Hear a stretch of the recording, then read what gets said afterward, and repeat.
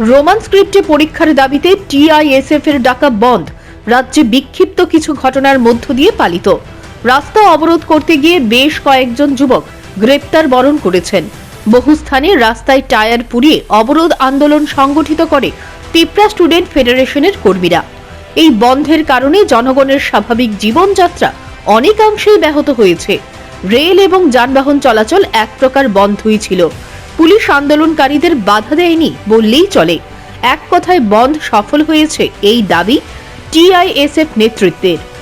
আগরতলা থেকে কিছুটা দূরে জিরানিয়া সাব ডিভিশনের বড়মুড়া সংলগ্ন সাধুপাড়া দাসপাড়া রেল লাইন বন্ধ করে দিয়েছে আন্দোলনকারীরা। রেল আসলেও পরে সেটা রাস্তায় দাঁড়িয়ে থাকে। এদিকে মুখ্যমন্ত্রীর বাসভবনের সামনে কিছু টিআইএসএফ নেতৃত্ব রাস্তা অবরোধ করলে পুলিশ তাদেরকে টেনে হেঁচড়ে সরিয়ে দেয়। বন্ধ করে কোনো লাভ হবে না। এর মধ্য দিয়ে মানুষের কিছুটা দুর্ভোগ হয়েছে। এই বিষয়ে কথাবার্তা চলছে। নিশ্চিতভাবেই কিছু একটা হবে, তবে সরকার এই বিষয়ে সংবেদনশীল।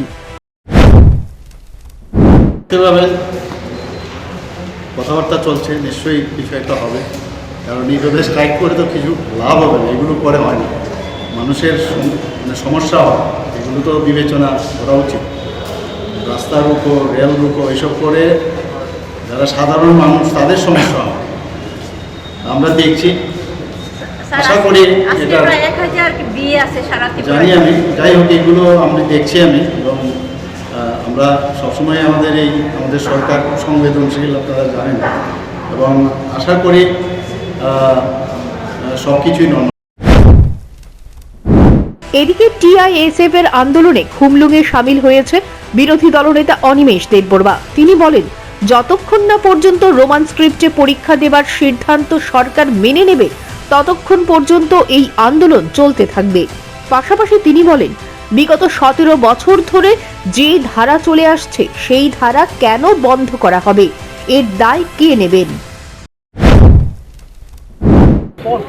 টিআইএসএফ অনির্দিষ্টকালের জন্য সড়ক এবং রেল অবরোধ এই আন্দোলনের ডাক দিয়েছে, এবং আপনারা এখানে দেখতেই পাচ্ছেন যে পেছনে স্কুলের ছাত্রছাত্রীরা, কলেজের ছাত্রছাত্রীরা সারা ত্রিপুরা রাজ্যে পথ অবরোধ এবং রেল অবরোধে অংশগ্রহণ করেছেন। এবং যতক্ষণ না পর্যন্ত ত্রিপুরার সরকার, এবং আমি কেন্দ্রীয় সরকারের কথা বলছি না, রাজ্য সরকার যতক্ষণ না পর্যন্ত ছাত্রছাত্রীদের এই দাবি মেনে নেবে না ততক্ষণ পর্যন্ত এই আন্দোলন চলতে থাকবে। কিছুক্ষণ আগে দেখলাম সিএম একটা ইন্টারভিউ দিয়েছে যে এই বিষয়টা নিয়ে নাকি আলোচনা চলছে, এটা নিয়ে কি বলবেন?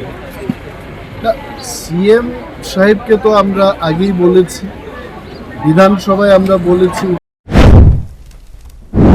এদিকে টিআইএসএফ এর আন্দোলনের জেরে রাজ্যের অধিকাংশ স্থানেই ছাত্রছাত্রীরা যেমন স্কুল, কলেজে বা বিশ্ববিদ্যালয়ে যেতে পারেননি, তেমনি বহু সরকারি কর্মচারী তাদের অফিসে যেতে পারেননি। যানবাহন চলাচল বন্ধ থাকায় কোনো পণ্যবাহী লরি রাজ্যে প্রবেশ করতে পারেনি। এক কথায় সোমবার রাজ্যে এক প্রকার অচল ছিল।